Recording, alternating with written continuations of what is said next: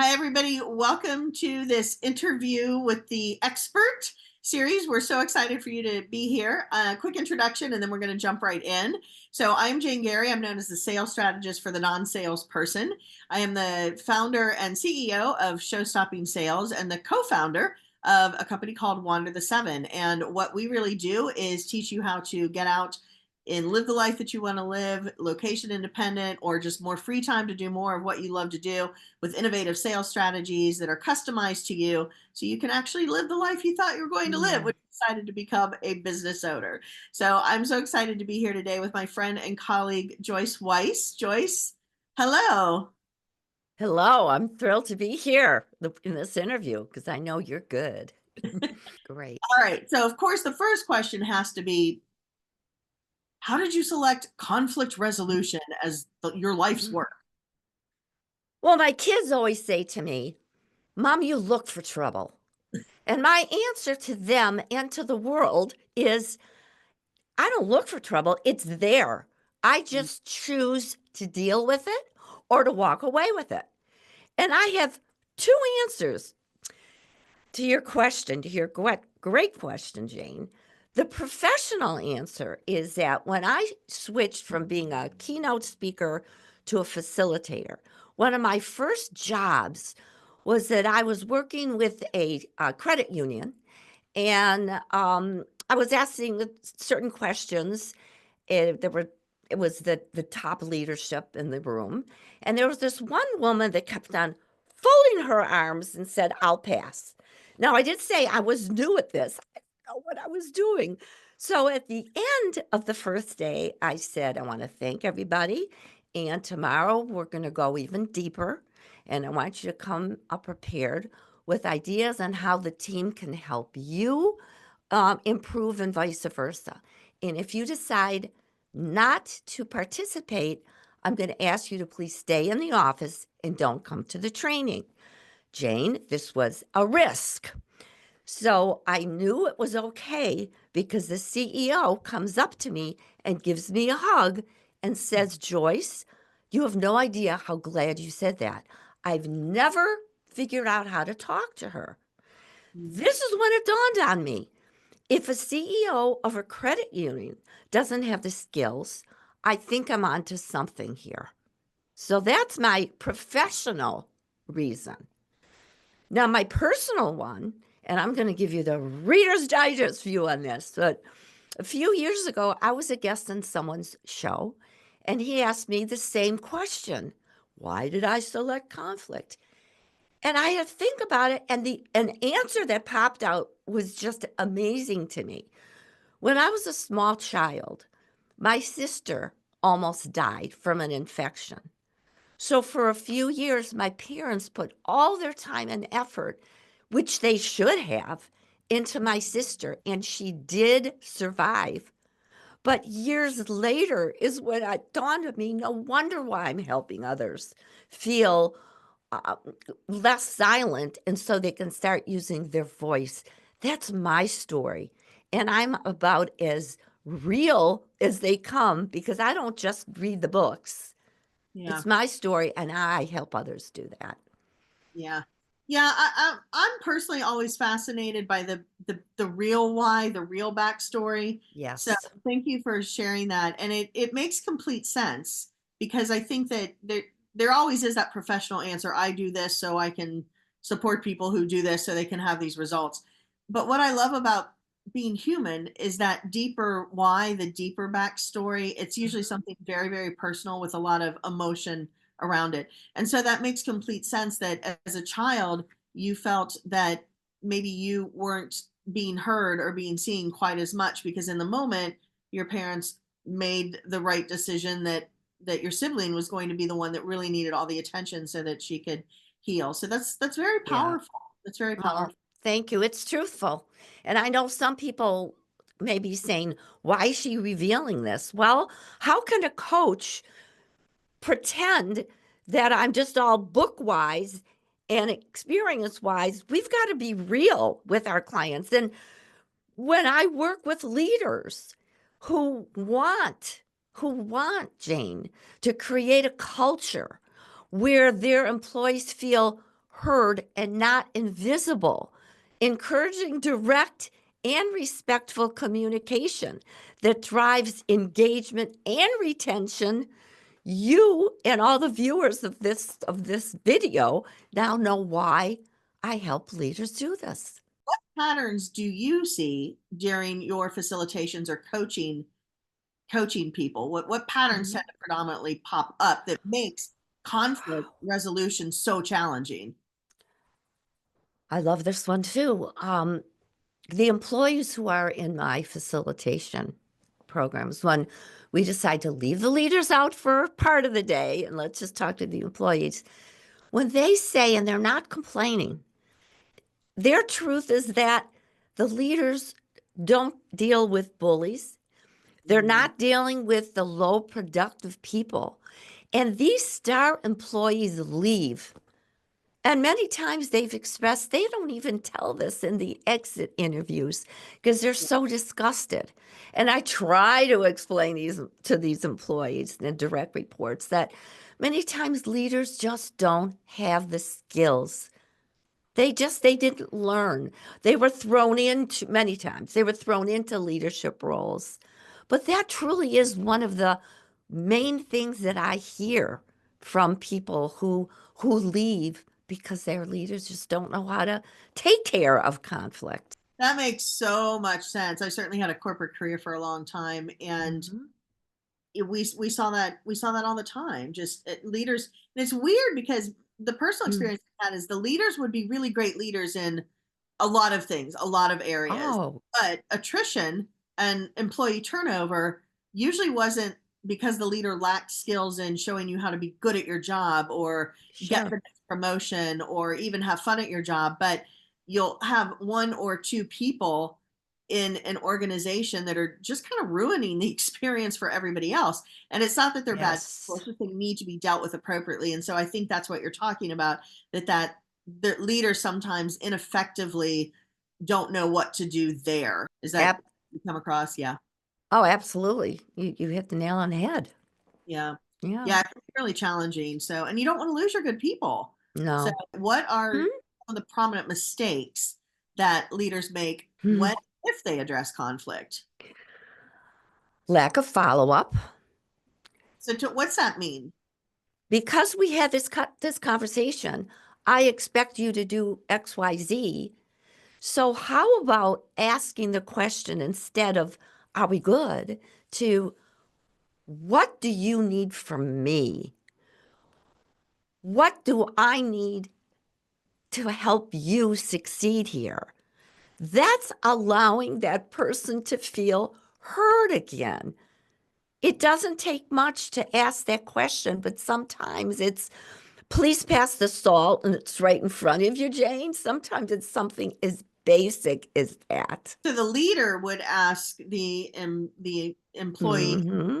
member, what is it that you need from me to feel like you're having a successful experience here? So, what Yes. happens if the that person who's answering the question provides this whole list of things that just aren't possible, or they're taking no accountability, and it's, yeah, if you Mhm. would just change as a leader everything here would be fine, when you've got a dynamic that's going on between at least two people, if not other team members. So what would you say to that?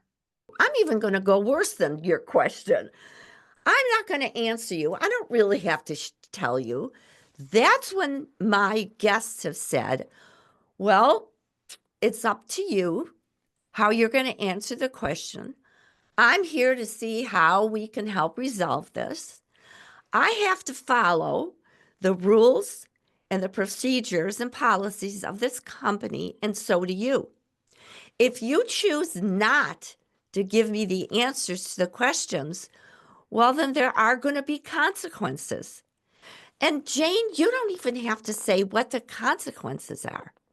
I even had one guest, very aggressive, and he's a leader, very aggressive. He's from the military, and it worked for him because he's also a very caring person. He actually tells those, I'm not going to answer you. I don't have to do this. He says, I'm not going to leave this room until we have this conversation. It's going to be uncomfortable, but we're going to have this because there are going to be consequences. I'm going to say that again, Jane, if we don't have that conversation. That's ouch. And some of our listeners or viewers may be saying, I can't do that. Yes, you can. We can stop saying, well, I'm conflict adverse. That's too aggressive. So do it your way. But the idea is be clear with your expectations of what you expect from that employee. That's missing. How do you like that one for an answer, huh? But what do you do with the people who are more than happy to engage, but they're really defensive? So it's Okay.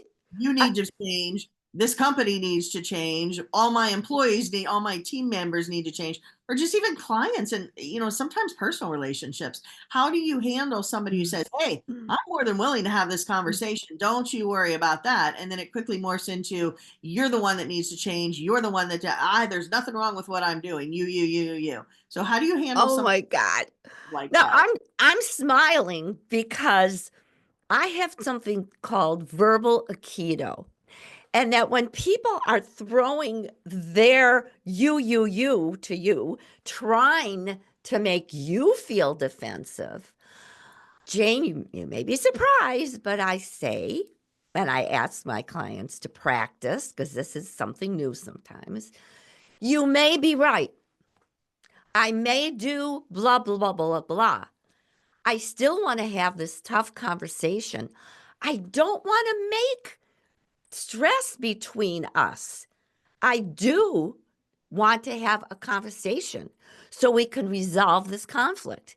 And again, you. Well, if you're dealing with a bully who's off the charts, you're probably not going to get anywhere with him. I Yeah. would have to say, and I hate doing this, but we sometimes have to. Okay, I'm not going to continue this conversation right now. Let's have a conversation tomorrow. I want you to think of some answers that you're going to tell me that's productive, that's direct, and respectful. Otherwise, there's going to be consequences. This is tough, but come on, is this not fair? If you say it in a way that doesn't sound judgmental and I'm out to get you, but as a good leader with something that I called be direct with respect. If all we are is respectful and direct, how can people not react to us? Yeah, I love that. Be direct with respect. You tell me as the expert, do you Hmm. have to have a willingness on both parties to be able to do that? Or can you actually resolve conflict when you've got somebody that's just, they're, they want no part of it because they've done nothing wrong. They will not take any accountability. It is not them. Is it actually possible to resolve that kind of conflict when Sure. that kind of person? Okay, so how does that look like? What does that look like? We're going really deep, Jane. I knew we were going to. So, this is when you actually have to say something like, I really appreciate you and what you do in this aspect. What may be happening here, and maybe the disconnection, is that there may be a blind spot. Maybe we all have them. For example, and you could express one of your blind spots. I mean, one of mine, when I was a keynote speaker, I learned that I talk too much. As a keynote speaker, I thought you're supposed to, with the stories and stories. Once I got feedback, a blind spot, and have them reflect, and I even share that and have my leaders share a blind spot that they learned. And to say, one of your blind spots may be you may think that you have all the answers, and it would be great for us to even take a profile and assessments for you to engage and for you to learn some new things about yourself. The person may still push back, but if you say it in a not a Pollyanna way, but just in again a direct and respectful way, this person may say, "Huh, I never thought of that. Let's think about that. Thank you, leader." And just to say, this interview is like that. It's not you asking me questions and I'm the bobblehead answering. We're having a conversation. You're sharing your stories. You're asking the curiosity questions. And it's not just me talking. And hello, leaders. That's what we're trying to mirror here. So, Absolutely. what are some of the most requested topics you get when it comes to conflict resolution when people hire you to come in and present or facilitate? Love this question. I have lots of topics that I will be very happy and share this resource at the end of our interview. I'll tell people how to do that. But some of the most requested ones are dealing with the imposter syndrome. New and experienced leaders all have the imposter syndrome. Jane, you still do, and so do I. And it's the idea of uncovering the doubts and figuring out how to get rid of that imposter syndrome quicker than you did in the past. So what we do is figure out what negative stories are we telling ourselves, so when that happens again, you get rid of it quicker. It's like magic. So that is so good. And how does imposter syndrome create conflict? Oh, because you doubt yourself. And what you do is you don't enter the conflict. You go back to those old stories. I don't have the skills. I'm bad at, tough conversations. I'm conflict adverse. I don't know how. That all may be true. Then you got to change that to remember a time when you did have a conversation and it went well. Remember a time when you did stand in front of those 2,000 people and it went great. And forget about the time when people walked out. That's what we have to do.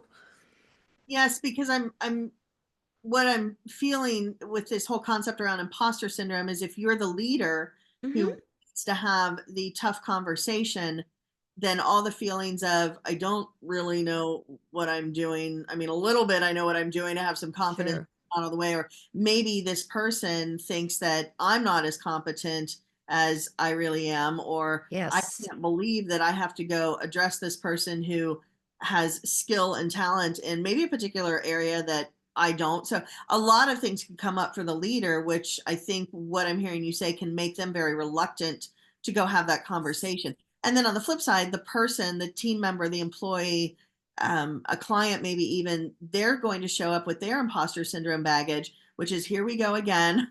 I'm not good enough. I'm going to get a Yes. dressing down. I always fail. I'm always the person in trouble. So you've got two people trying to have Hmm. a conversation that's already tough by its very nature, and they're both showing up with their old imposter syndrome baggage, which is going to make it really tough to present Yes. as the leader and really tough to hear as the person who's on the receiving end of it. And then it could just really just escalate. Yes. That's why it's important to read the books, get the coaching, ask for help, because we all have it. We all Yeah. have it. And it's isn't it really incumbent upon both the leader and, well, all of us, I will say all of us, to really understand what is our conflict resolution style and what are our triggers, whether it's imposter Hmm. syndrome or I'm not enough or whatever it may be, because at any given moment, you may be the leader who has to have the conflict resolution conversation, or you could be the person that's on the receiving end of that. So, really understanding your role in both I'm delivering and initiating this conversation versus I have to hear this and receive this information in this Hmm. conversation. You really need to be ready for both, all of us at any time, right? Yes, and you lead into one of the most important things you asked. What are my most requested topics? Is I became certified to give the conflict dynamic profile. And this, and again, you lead right into this, Jane. This is a profile where people learn how they deal with conflict Mm. before, during, and after. And why this is important is because viewers, would you like to stop saying things you wish you didn't say? So this profile teaches you. It goes so deep in the clients who take it say, Are you a mind reader? Of course not. It's the data that comes out about how you react and comes up with all kinds of resolution, what you can do, whether it's taking time to think or stop taking so much time and delaying and deal with it already. It's a brilliant assessment. And it's the whole idea. The more we know about ourselves, how we deal with conflict, the better we're going to feel about ourselves and feel more confident. This is not frou-frou stuff, Jane. This is real talk we're having. That You, is great. And so, yeah. where can people get that? Well, they can call me or they can send me an email, joyce@joyceweiss.com. And they can just take the profile. I could send it to them. They, of course, have to pay for it, but it's not a fortune. And then if they want to set up a session where, we'd go over it, done. It's finished. Or if they want to do some more work, then of course I've got all kinds of packages that I would talk to them to make sure that they find the right one if I'm the right coach or facilitator for them. What other projects do you have going on right now? Tell us about those. Well, something that I've been doing for over a year now, but it's still new because I feel that it's every time I do a live broadcast called Kick Conflict to the Curb, I'm learning how to be a better host. And how do I become a better host? By watching some of the favorite hosts on TV. So it's called Kick Conflict to the Curb. It's a live broadcast, and viewers gain wisdom from some of the world's best experts in conflict resolution. And I do these only once a month now because I interview my guests, I read their books, and we go deep. And we also have fun. And I make sure that all the guests that I invite understand that it's a conversation and they're not there just to sell their books or whatever it is that they're selling. And Jane, I just love that show. And I'm happy to say others do too. So also there's the LinkedIn, which is new. I have a LinkedIn newsletter called Kick Conflict to the Curb.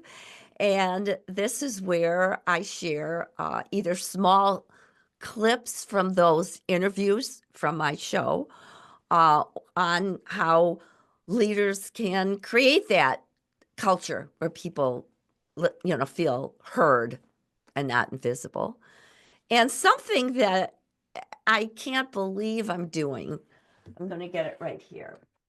But recently I was asked to do a book review on my book, Take the Ride of Your Life, that was written in 2002. And the conversation was so pertinent today. The rest of the title is Shift Gears for More Balanced Growth and Joy. People want self-care more than ever. So I'm relaunching it, and topics are the same, but we're going to do, whether it's me being invited to do book clubs or facilitate the topic. Next year is when I'm going to relaunch it and I let know people you know were about telling it. me about that. Yeah, I've got my Yes, copy, and I know you're going to be relaunching it starting in January. So I'm very yes, excited for you to go into that. great, Yeah. great. All right, Joyce. Well, this has been so great. So, last call out for if people want to find out more about you or Mm-hmm.